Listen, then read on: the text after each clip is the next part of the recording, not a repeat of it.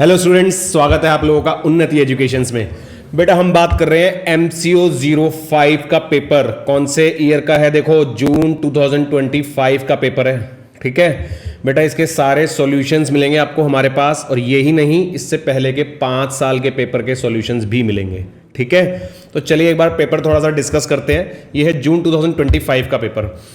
Any 5 questions करने हैं, all questions carry equal marks. First question है what is standard costing and state the objective of standard costing. ठीक है, आइए इसका सॉल्यूशन देखते हैं। बेटा स्टैंडर्ड कॉस्टिंग सबसे पहले होता क्या है? स्टैंडर्ड कॉस्टिंग मतलब जब हम एक फर्म में, एक फैक्ट्री में या एक कंपनी में कोई प्रोडक्शन करने जा रहे हैं, कोई मैन्युफैक्चरिंग करने जा रहे हैं जिसकी हमें कॉस्ट लगेगी, हमें पता है पहले से कि कॉस्ट लगने वाली है, तो हम कुछ स्टैंडर्ड सेट करते हैं। स्टैंडर्ड सेट करने का मतलब कि हम पहले से डिसाइड करते हैं कि ये कॉस्ट इतनी लगेगी या ये कॉस्ट इतनी लगेगी according to the respective rates and according to the different situations.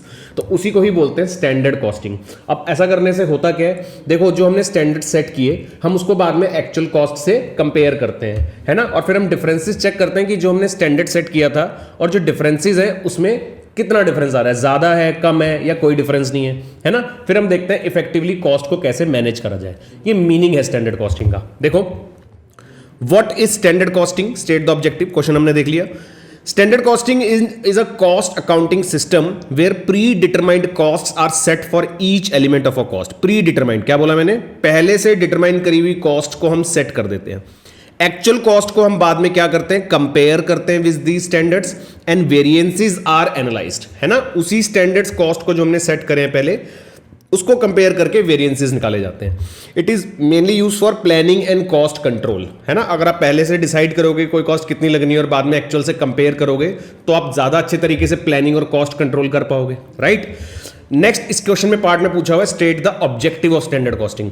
Objective क्या है, क्यों करा जाता है? एक तो हमने अभी ऊपर पढ़ा कॉस्ट कंट्रोल, बजटरी एड हमें बजट में हेल्प करता है, performance appraisal, efficiency check, responsibility fixation और डिसीजन सपोर्ट में हेल्प करता है, और वेस्ट रिडक्शन में। ठीक है बेटा, ये आंसर को ऐसे ही प्रेजेंट करना है आपको एग्जाम में, ठीक है ना। तो standard costing is a important tool of managerial control helping to maintain cost at desired levels. ये इसको याद रखने के लिए आपके पास कुछ वर्ड्स हैं जिसकी हेल्प से आप सारे ऑब्जेक्टिव्स को याद रख सकते हैं।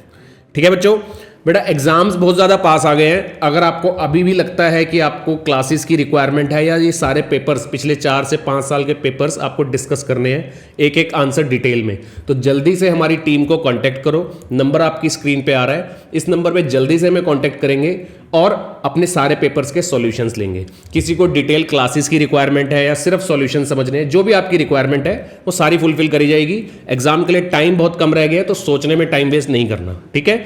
जल्दी जल्दी डिसीजन लेना है। आगे बढ़ते हैं। नेक्स्ट क्वेश्चन देखो, elaborate functional classification of budget with the help of appropriate examples. हमें फंक्शनल क्लासिफिकेशन बतानी है बजट की। बजट समझते हैं आप लोग क्या होता है? बजट में भी हम प्री डिटरमाइंड कॉस्ट को बनाते हैं और एक बजट तैयार करते हैं, और हम देखते हैं कि एक्चुअल में वो कितना लगा बाद में। तो budget is a pre determined plan of action express in monetary and or physical terms for a specified period. When budgets are classified on the basis of functions, they are grouped according to the major activities of business such as sales, production, purchasing, finance and administration. Functional classification helps in assigning responsibility. जितना अच्छा हम functional classification करेंगे उतना अच्छा responsibility में assign कर पाएंगे। Coordinating activities and preparing the master budget. Master budget मतलब जिसके अंदर सारे तरह के बजट्स आ जाते हैं, ठीक है। Cash budget, sales budget, production budget, raw material budget, सारे बजट आ जाते हैं, तो उसको हम बोलते हैं मास्टर बजट। क्लियर है? आगे बढ़ते हैं। फंक्शनल क्लासिफिकेशन क्या है बजट की? देखो हमने जो मैंने आपको नाम डिस्कस किए भी, सेल्स बजट आएगा इसमें, प्रोडक्शन बजट। सेल्स बजट किस लिए होगा? जिसके अंदर हम सेल का डिटर्मिनेशन करेंगे। शो द एक्सपेक्टेड सेल्स, हम बजट बनाएंगे कि हमारी एक्सपेक्टेड सेल्स कितनी होने वाली है। And the value for a period product wise and territory wise. Example, forecast of 50,000 units of a product X at 100 per unit. तो हमने एक फोरकास्ट करा है कि हम 50,000 यूनिट की सेल्स करेंगे at a rate of 100 per unit, तो इसका बजट बनाना ही क्या कहलाता है? Sales budget. Next is production budget. Production में हम चेक करते हैं कि हम प्रोडक्शन कितनी करने वाले हैं। ये उसका फॉर्मूला है आपके सामने, budget it sales plus closing stock minus opening stock. इससे आपके पास क्या आ जाता है? Units to be produced. इसी फॉर्मेट को यूज करके हम प्रोडक्शन बजट बनाते हैं, जिसका प्रैक्टिकल क्वेश्चन भी आने के चांसेस होते हैं, ठीक है।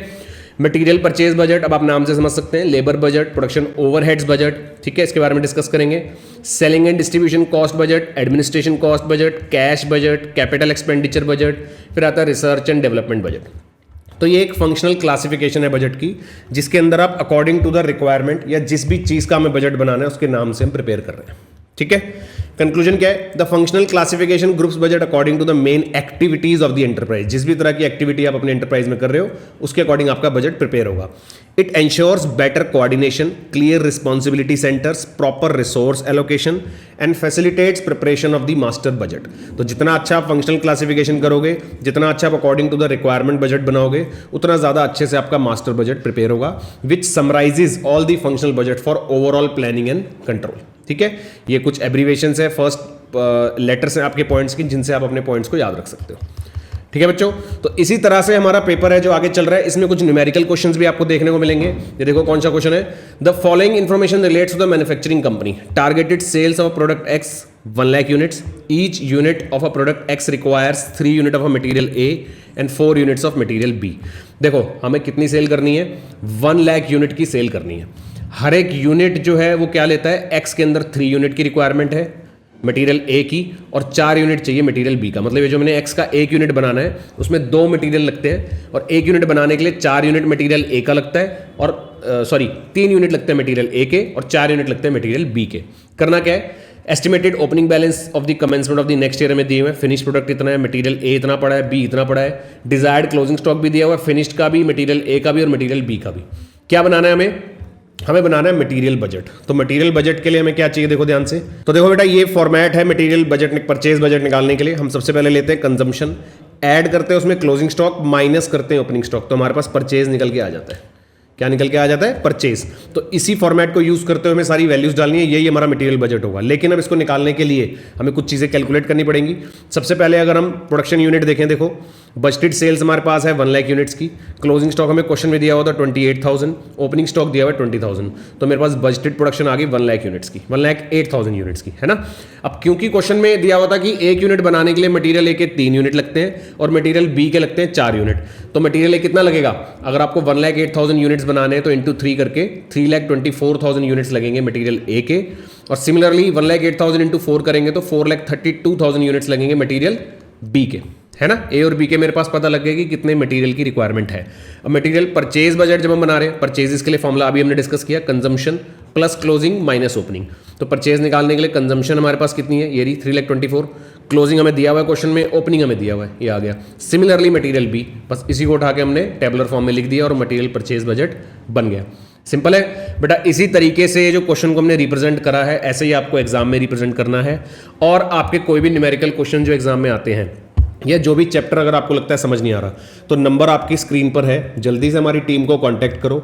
अगर आपको लगता है कि चैप्टर्स को समझने की रिक्वायरमेंट है, डिटेल में समझना है कि ये फॉर्मूला कैसे बन रहा है, क्यों आ रहा है, और एग्जाम में कंफ्यूजन आ रही है, तो बहुत कम टाइम रह गया, जल्दी से हमारी टीम को कॉन्टैक्ट करेंगे और क्रैश कोर्सेज के लिए जल्दी से अपने आप को एनरोल करेंगे। ठीक है, आगे बढ़ते हैं। नेक्स्ट क्वेश्चन देखेंगे। Discuss how the provision of taxation and provision for dividend will be treated while preparing cash flow statement with the help of hypothetical examples. Cash flow statement समझते हो?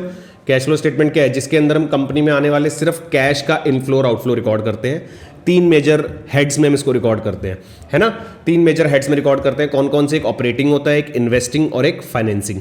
क्वेश्चन में क्या पूछा है हमारे से? स्पेसिफिकली एक एडजस्टमेंट पूछी है कि प्रोविजन फॉर टैक्स और प्रोविजन फॉर डिविडेंड को हम कैसे ट्रीट करेंगे कैश फ्लो स्टेटमेंट में, है ना। चलिए देखते हैं। तो देखो, cash flow statement shows the inflow and outflow of cash, अभी हमने बात करी ऑपरेटिंग, इन्वेस्टिंग और फाइनेंसिंग में। Certain provision such as provision for taxation and provision for dividend affects the profit but do not always involve immediate cash flow. Therefore, they need special treatment while computing cash from operation and while showing cash payment during the year. तो कई बार क्या होता है, हमें उन्हें as it is नहीं दिखाना होता, कुछ एडजस्टमेंट करके फिर हम उसको अपने ऑपरेटिंग में दिखाते हैं, है ना, ताकि कैश पेमेंट हम एग्जैक्ट निकाल सके। अब प्रोविजन फॉर टैक्सेशन की एडजस्टमेंट समझते हैं। मीनिंग क्या है? Provision for tax is a charge against profit. आप एक प्रोविजन क्रिएट कर रहे हो, है ना, क्योंकि आपको बाद में एक टैक्स पे करना है, तो उसके लिए आप एक अपने प्रॉफिट पे एक चार्ज क्रिएट कर रहे हो ताकि आप बाद में उसमें से पे कर सको। For estimated income tax of the year it may be treated either as current liability, या फिर हम इसको एन एप्रोप्रिएशन ऑफ प्रॉफिट भी बोल सकते हैं। As a current liability working capital method के according, when treated as current liability, increase or decrease in the provision is adjusted change in working capital। Operating वाले हेड में एक adjustment आती है जिसके अंदर हम वर्किंग कैपिटल का चेंज एडजस्ट करते हैं, जिसके अंदर हम करंट एसेट्स और करंट लायबिलिटीज का इंक्रीज और डिक्रीज रिकॉर्ड करते हैं। ठीक है ना। अगर कैश फ्लो स्टेटमेंट नहीं आता, पूरा बेसिक से समझना है, तो फटाफट टीम को कांटेक्ट करो, आपको सारे चैप्टर्स डिटेल में बताए जाएंगे। ठीक है ना। तो वर्किंग कैपिटल के अंदर जो चेंजेस वाला पार्ट आता है ऑपरेटिंग हेड के अंदर, वहां पर हम क्या करते हैं, ओपनिंग प्रोविजन होगा 20,000 का, क्लोजिंग प्रोविजन है 30,000, इंक्रीज कितने से हो रहा है 10,000 से, तो इसको हम ऐड कर देंगे क्योंकि करंट लायबिलिटी के इंक्रीज को हम ऐड करते हैं ऑपरेटिंग में चेंजेस इन वर्किंग कैपिटल के पोर्शन में, ठीक है। और अगर एज एप्रोप्रिएशन ऑफ प्रॉफिट माना जा रहा है इसको प्रेफर्ड अकाउंटिंग स्टैंडर्ड 3 के अकॉर्डिंग, तो provision created during the year is added back to the net profit, that is non cash item के तौर पे, और एक्चुअल कैश जो एक्चुअल टैक्स जो पे होगा वो हम cash outflow from operating activities में माइनस कर देंगे।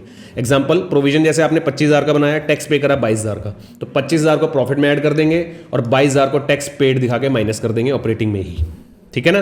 तो दोनों मेथड है, जो भी आपको सुटेबल लगता है वो आप कर सकते हैं, ठीक। आगे provision for dividend, meaning provision for dividend क्या है, प्रपोज डिविडेंड। अब आपको डिविडेंड देना है शेयर होल्डर्स को, तो इसमें भी आप सेम क्या कर रहे हो, एक चार्ज क्रिएट कर रहे हो, एक एप्रोप्रिएशन कर रहे हो प्रॉफिट का, ताकि आप उस प्रॉफिट में से डिविडेंड दे सको शेयर होल्डर्स को, ठीक है।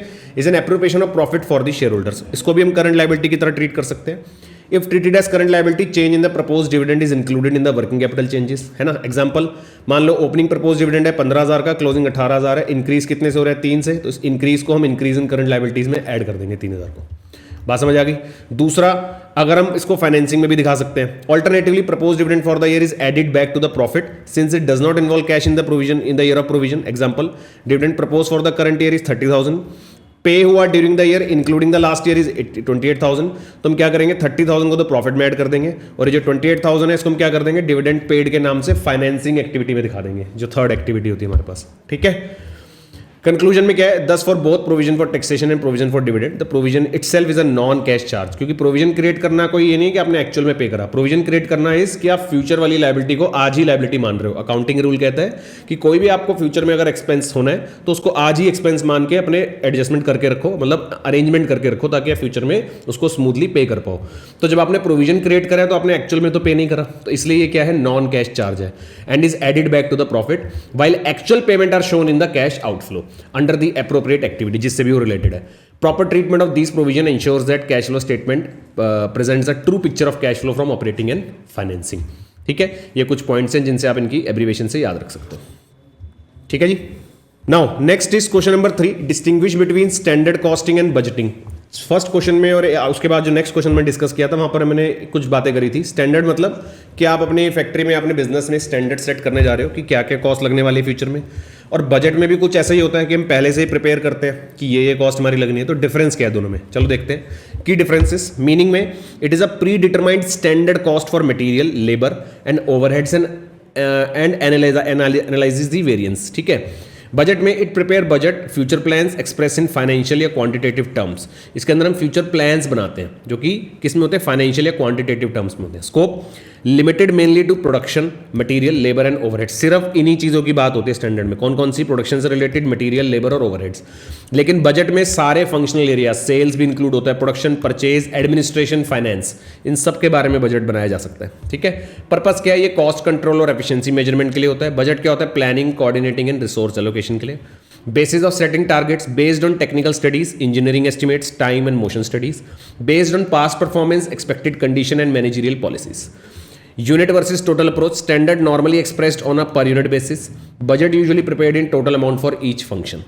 तो ये कुछ डिफरेंसेस हैं, ये एग्जाम में आपको इसी तरीके से लिखने हैं टेबुलर फॉर्म में। जब भी डिफरेंस का क्वेश्चन आता है आप हमेशा टेबुलर फॉर्म में लिखेंगे ताकि आप उस क्वेश्चन में मैक्सिमम मार्क्स ले सकें, ठीक है। आगे देखेंगे 6, variance analysis is essential and integral. Budgeting में variance analysis is not compulsory, मतलब जरूरी नहीं है कि जो हमने सोचा था और एक्चुअल में जो हुआ उसमें कितना डिफरेंस है वो कंपेयर करें, पर जब हम स्टैंडर्ड कॉस्टिंग यूज करते हैं तो हम वेरियस एनालिसिस करते ही हैं, क्योंकि इसी पर्पज से हम स्टैंडर्ड कॉस्टिंग करते हैं। Time horizon, standards remain stable for longer periods, change only when necessary, मतलब जो हम स्टैंडर्ड सेट कर देते हैं वो जल्दी से चेंज नहीं होते। बजटिंग में budget cover short period, usually a year और अ क्वार्टर, मतलब ठीक है, ईयर में ईयरली या क्वार्टरली बेसिस पे होता है और नेक्स्ट ईयर फिर चेंज हो जाता है। Ledger treatment, incorporated into the cost accounts with standard and various accounts, और budget are off ledger statement use for comparison. ये कोई लेजर में या कहीं पे दिखाते नहीं, उनको हम कंपैरिजन के लिए यूज करते हैं। Applicability, most suitable for repetitive and homogeneous productions, applicable to all organisations including service and non manufacturing firms. सब जगह होती है, लेकिन ये जनरली कहाँ पे देखने को मिलती है, रिपीटेटिव एंड होमोजीनियस प्रोडक्शन, यहाँ पर आपकी एक जैसी प्रोडक्शन चल रही है थ्रू आउट, अब एक जैसा काम चल रहा है यहाँ पे, ठीक है। लेकिन बजटिंग जो है वो हर तरह की ऑर्गेनाइजेशन में, हर तरह की कंपनी में, इवन नॉन मैन्युफैक्चरिंग फर्म्स में भी यूज होता है। फोकस क्या रहता है इसका, on operational efficiency and cost minimisation. Budgeting का focus on goal setting and aligning departmental activities, ठीक। Conclusion: Standard costing provides a detailed cost yardstick while budgeting offer a comprehensive plan for all organization activities. Together they help in strengthening planning, coordinating and cost control. ठीक है जी. Now next question जो third का B part है, pre requisites for the success of standard costing. Standard costing के success के लिए क्या क्या रिक्वायरमेंट है, ये क्या क्या चीज़ें आपको ध्यान रखनी पड़ेंगी कि जिससे आपका स्टैंडर्ड कॉस्टिंग जब आप कर रहे हो तो वो सक्सेसफुल हो. ठीक है ना, कि उसका एक्चुअल ऑब्जेक्टिव जो है वो मीट हो सके. तो standard costing can work effectively only when certain basic condition exist in the organisation. These condition ensures that standards fixed are realistic, variances are properly analyzed and reports are used for corrective actions. मतलब जो भी हम standard costing कर रहे हैं उसकी basic condition fulfil होनी चाहिए. These condition ensures that standard fixed जो हम भी कर रहे हैं वो रियलिस्टिक, मतलब ऐसा ही नहीं कि आप मन से कुछ भी स्टैंडर्ड फिक्स कर रहे हो. जो भी आपकी फैक्ट्री में चीज़ें हो रही हैं उसके बेसिस पर हम स्टैंडर्ड सेट करते हैं तो रियलिस्टिक होनी चाहिए.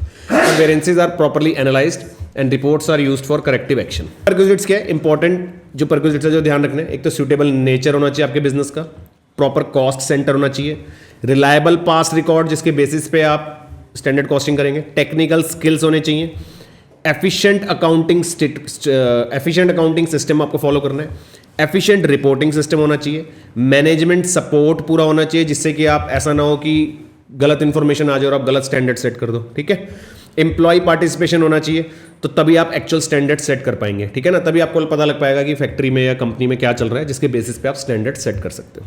ठीक, तो when these perquisites are fulfilled standard costing becomes a powerful cost control tool revealing inefficiencies and guiding management decision. तो जितना अच्छा आपका स्टैंडर्ड कॉस्टिंग होगा उतना अच्छा वेरिएंसेस निकाल पाओगे और उतने अच्छे से आप कॉस्ट कंट्रोल सेंटर्स बना पाओगे. ठीक है, नेक्स्ट देखते हैं. इसका सेकंड पार्ट है revision of standards.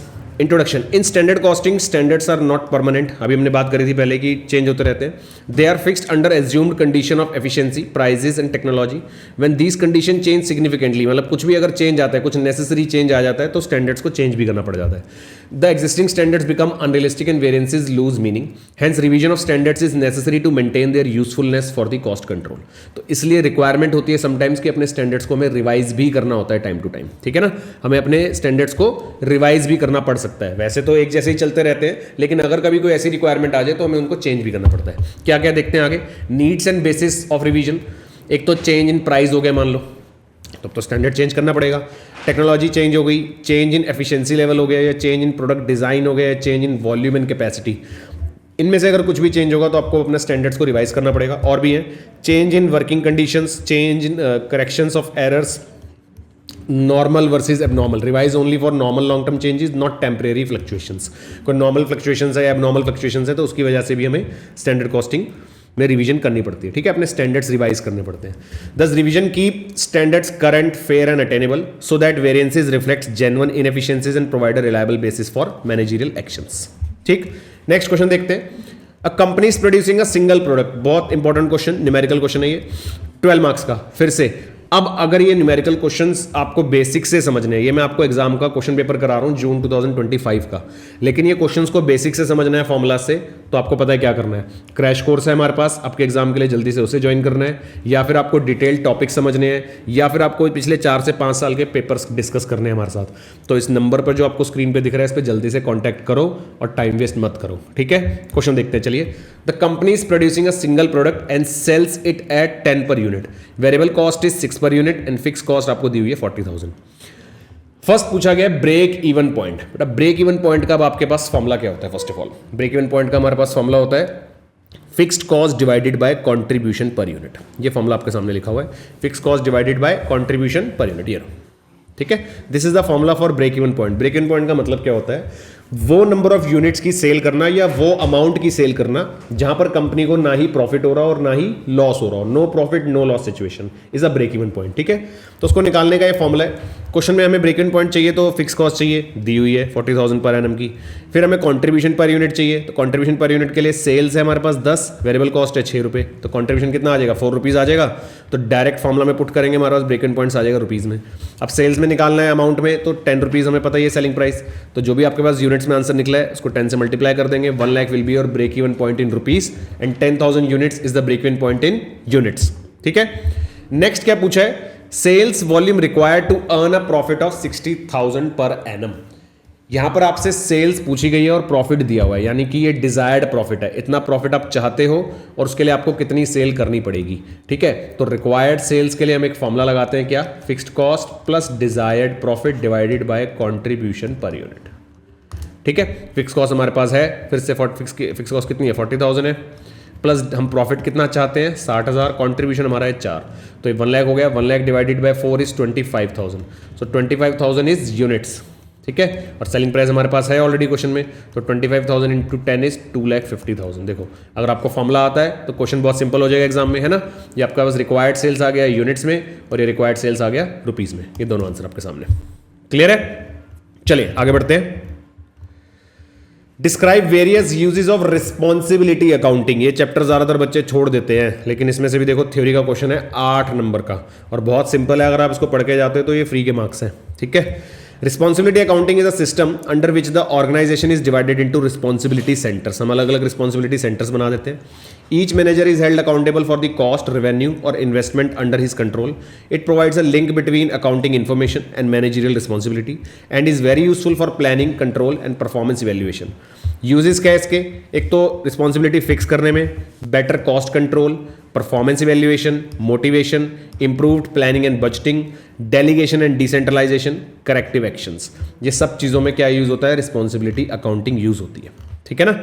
Next question है नेक्स्ट क्वेश्चन है बच्चों, question number 5th A part, explain practical applications of the differential costing. जो अलग अलग कॉस्टिंग्स होती है उसमें प्रैक्टिकल एक्सप्लेनेशन क्या है उसकी, प्रैक्टिकल एप्लीकेशन क्या है। Next is discuss application of relevant cost in make or buy decision and sales mix decision. तो देखते हैं पहले, डिफरेंशियल कॉस्ट क्या है, is a technique which compares cost and revenue under alternative choices. जो आपके पास डिफरेंट डिफरेंट ऑल्टरनेटिव्स होते हैं उसमें आपके पास कॉस्ट कितना है, रेवेन्यू किसका, उसके कंपेरिजन में काम आता है। Only those cost and income which differ between the alternatives are considered. It is widely use in short run managerial decisions where fixed cost are largely constant and problem is to select the most profitable course of action. ठीक है ना। Differential costing में हम comparison करते हैं सारे alternatives की, सबकी कॉस्ट और रेवेन्यूज को कंपेयर करा जाता है और फिर हम देखते हैं कि most profitable course of action कौन सा है, ठीक है, जिसको हम सेलेक्ट कर सकें। तो यहां पर यूज करते हैं हम डिफरेंशियल कॉस्टिंग को। प्रैक्टिकल एप्लीकेशन क्या है मैनेजरियल डिसीजंस की, देखो हम कहां कहां पे यूज करते हैं, मेक और बाय, हमें कोई चीज़ बनानी चाहिए या खरीद लेनी चाहिए मार्केट से, उसका डिसीजन। एक्सेप्टिंग स्पेशल ऑर्डर, कोई आपके पास स्पेशल ऑर्डर आता है तो उसको लेना चाहिए कि नहीं, तो कॉस्ट कंट्रोल करके पता लगेगा, कॉस्ट की कैलकुलेशन करके पता लगेगा।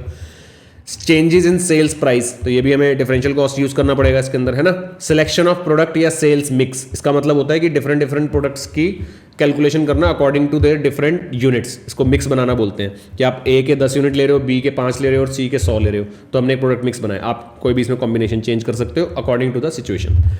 फिर है शट डाउन और कंटिन्यू प्रोडक्शन, बिजनेस बंद कर देना चाहिए या प्रोडक्शन करते रहनी चाहिए, इसके लिए हम यूज करते हैं डिफरेंशियल कॉस्टिंग। एक्सपेंडिंग और रिड्यूसिंग कैपेसिटी, हमें कैपेसिटी बढ़ानी चाहिए या कम करनी चाहिए। चूजिंग ऑल्टरनेटिव मेथड्स या प्रोसेस, जितने भी ऑल्टरनेटिव मेथड्स हैं उसमें से कौन सा इस्तेमाल करें। एंटर और ड्रॉप अ मार्केट सेगमेंट, किसी मार्केट में हमें एंटर करना चाहिए या नहीं करना चाहिए, इसको ड्रॉप कर देना चाहिए। ठीक है, तो ये कुछ हमारे प्रैक्टिकल एस्पेक्ट्स हैं जो मैनेजरियल डिसीजंस में हम यूज करते हैं। ठीक है, अब इसका जो सेकंड पार्ट था हमारे पास, application of relevant cost in make or buy decision and sales mix decision. Relevant cost means those costs which are future, incremental and differ between alternatives. जो alternatives के बीच में differ करती है, futuristic होती है और incremental होती है, जो बढ़ती रहती है। Irrelevant cost such as sunk cost and fixed cost that do not change are ignored. Sunk cost मतलब जो एक बार लगी खत्म हो गई, अब हम उसको भूल जाते हैं, यानी वो डूब गई, खत्म हो गई। और फिक्स कॉस्ट क्या है, जो हर महीने लगी रही है, जैसे आपके फैक्ट्री का रेंट है, आप प्रोडक्शन करो या मत करो, उसका प्रोडक्शन से तो कोई लेना देना नहीं है, आपको रेंट देना ही देना है, तो ये चेंज नहीं होती जल्दी से, तो इसलिए इन कॉस्ट को हम इग्नोर करके चलते हैं प्रॉफिट पर्पस के लिए। Relevant costing is specially used in make or buy decision and sales mix decision. ठीक है, तो रेलेवेंट कॉस्ट को हम ये जो दो पार्ट्स हमारे से पूछे गए हैं इसके अंदर स्पेसिफिकली एक्सप्लेन कर रहे हैं। Relevant cost for make, variable production cost and avoidable fix cost. Example supervision that will disappear if production is stopped. अगर आप प्रोडक्शन रोक दोगे तो सुपरविजन कॉस्ट लगनी बंद हो जाएगी, है ना। Relevant cost for buy, purchase price, freight, inspection and any additional cost of buying, मतलब बाय से रिलेटेड, जब आप खरीदने जाओगे तो उससे रिलेटेड जो भी कॉस्ट होगी वो सारी इसमें आ जाएगी। अपॉर्चुनिटी कॉस्ट क्या है, अब आप एक कंपैरिजन करोगे कि अगर आपने एक ऑल्टरनेटिव से दूसरे ऑल्टरनेटिव पे शिफ्ट हो रहे हो तो आपकी कौन सी कॉस्ट लग रही है। If plant and labour release by buying can earn other contribution, that is also relevant cost, है ना। अब अगर आपने प्रोडक्शन ना करके खरीदा है तो आपका लेबर और मटेरियल जो फ्री हो गया उसको आप कहाँ यूटिलाइज कर रहे हो, उससे आपका बेनिफिट हो रहा है या लॉस हो रहा है, तो वो भी आपको कंसिडर करना है। फिर आता है decision rule, compare the total relevant cost of making and total relevant cost of buying, choose the lower. Obviously हमारे पास फिर हम टोटल कॉस्ट कंपेयर करेंगे बाइंग की और टोटल कॉस्ट मेकिंग की, और फिर हम उसको कंपेयर कर लेंगे, जो भी ऑल्टरनेटिव में कम आ रहा होगा वो हमारा डिसीजन होगा। ठीक है। Irrelevant item like depreciation on existing plant on fixed factory overheads that continue both cases are ignored. जो भी हमने बात करी कि फिक्स कॉस्ट तो आपको लगनी ही लगनी है, तो उसको हम कैलकुलेट नहीं करते इस तरह के डिसीजंस में। ठीक है ना। दूसरा आता है sales mix under limiting factor. आपका कोई ना कोई एक लिमिटिंग फैक्टर होता है। लिमिटिंग फैक्टर मतलब कोई ना कोई चीज़ ऐसी है जो आपके पास लिमिटेड है, जिसको आप इंक्रीज नहीं कर सकते। फॉर एग्जांपल आपके लेबर आवर्स लिमिटेड है या आपका मटेरियल लिमिटेड है। ठीक है। तो कोई भी ऐसी चीज़ जो लिमिटेड है जिसको आप बढ़ा नहीं सकते, फर्दर इंक्रीज नहीं कर सकते, और उसी के अंदर रहते हुए आपको प्रोडक्शन करनी है और मैक्सिमम प्रॉफिट अटेन करना है, तो इसलिए हम वर्ड यूज करते हैं लिमिटिंग फैक्टर। तो रेलेवेंट फिगर्स कौन कौन सी है? तो कंट्रीब्यूशन कैसे निकलता है, sales minus variable cost per unit and per limiting factor that is machine hour या मटेरियल एटसेट्रा। रैंक करा जाता है, जिसका भी लिमिटिंग फैक्टर करने के बाद कंट्रीब्यूशन पर लिमिटिंग फैक्टर ज्यादा होगा, उसकी रैंक ज्यादा होगी, यानी वो ज्यादा प्रॉफिटेबल होगा। ठीक है ना। Products are ranked in order of contribution per limiting factor. Higher ranking products gets priority in the mix. उनको हम ज्यादा प्रायोरिटी देते हैं। हम अपने लिमिटेड रिसोर्सेज को उस प्रोडक्ट पे ज्यादा लगाएंगे जो ज्यादा प्रॉफिटेबल होगा। और कौन ज्यादा प्रॉफिटेबल होगा? जिसका कंट्रीब्यूशन पर लिमिटिंग फैक्टर ज्यादा होगा। ठीक है। फिक्स कॉस्ट का role, total fix cost is usually unaffected, therefore irrelevant. Profit depends on total contribution from the chosen mix. तो डिसीजन रूल क्या है? Select the sales mix which gives the total contribution subject to constant of capacity and demand. तो जिसका भी product mix में ranking ज्यादा आएगी उसको हम प्रॉफिटेबल, उसको हम ज्यादा रैंकिंग देंगे और अकॉर्डिंगली फिर हम सेल्स मिक्स बना लेंगे। ठीक है। ये सारे टॉपिक्स बेटा बेसिक से अगर आपको लगता है आपको जरूरत है समझने की, तो मैं बार बार बोल रहा हूँ, स्क्रीन पे आपके पास नंबर आ रहा है, इस नंबर पे हमें कांटेक्ट करो जल्दी से हमारी टीम को, और फटाफट क्रैश कोर्सेज के लिए एनरोल करो। अभी भी आप जल्दी से क्लासेस लेके अच्छे मार्क्स स्कोर कर सकते हो। ठीक है। अभी भी टाइम है, तो जल्दी से कांटेक्ट करेंगे। नेक्स्ट क्वेश्चन बेटा 6 क्वेश्चन। अब आपको पैटर्न समझ आना शुरू हो गया होगा कि कैसे हम लोग क्वेश्चंस को अटेम्प्ट करना है एग्जाम में। ठीक है। और इसकी डिटेल एक्सप्लेनेशन के लिए आप हमारी टीम को कांटेक्ट करेंगे जल्दी से। आगे एक बार क्वेश्चंस देखते चलेंगे फटाफट। Prepare a cost sheet for manufacturing company with the help of hypothetical figures. Hypothetical word आ गया, यानी आप अपनी मर्जी से फिगर्स ले सकते हो। कॉस्ट शीट का मतलब समझते हो आप सब लोग, जिसके अंदर ये फॉर्मेट है, ये सारे आइटम्स आते हैं। ठीक है। वीडियो पॉज करके आराम से देख सकते हैं। कॉस्ट शीट के अंदर ये सारे एलिमेंट्स आते हैं। इसके अंदर आप अकॉर्डिंग टू फॉर्मेट अपनी मर्जी से फिगर्स लेके और कॉस्ट शीट बना सकते हैं। ठीक है। ये टोटल कॉस्ट आ जाता है लास्ट में, और सेल्स में से माइनस करते हैं तो प्रॉफिट। ठीक। आगे बढ़ते हैं। Explain any 5 methods of costing with the help of appropriate examples. हमें 5 मेथड ऑफ कॉस्टिंग बताने हैं। Job costing, contract costing, process costing, batch costing, operating costing. क्या सिर्फ 5 ही होते हैं? नहीं, और भी होते हैं, पर क्वेश्चन में पूछे हमारे से 5 ही है तो हम 5 ही बताएंगे। ठीक है। 10 मार्क्स का क्वेश्चन है।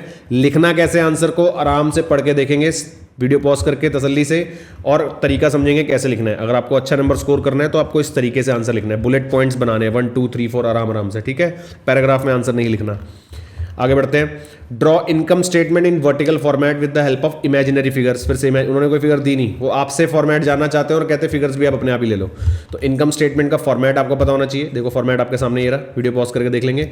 Sales revenue less cost of goods sold, opening, purchase, closing, cost of goods sold, total COGS आ गया, ग्रॉस प्रॉफिट, ये सारे आइटम्स हम यहाँ से लेस कर रहे हैं। टोटल ऑपरेटिंग एक्सपेंस, फिर operating profit, net profit before tax, net profit after tax. ठीक है। तो ये फिगर जो हमने लिए यहाँ पर हाइपोथेटिकल फिगर से हमने खुद से लिए, तो आप अपनी मर्जी से कुछ भी ले सकते हैं, प्लस माइनस करना है सिर्फ। ठीक है। आगे बढ़ रहे हैं। Draw balance sheet in vertical format with the help of imaginary figures. इससे ज़्यादा सिंपल क्वेश्चंस एग्जाम में नहीं हो सकते। अगर आपको बैलेंस शीट का फॉर्मेट पता होना चाहिए, बस फिगर्स तो अपनी मर्जी से जो मर्जी लो, है ना।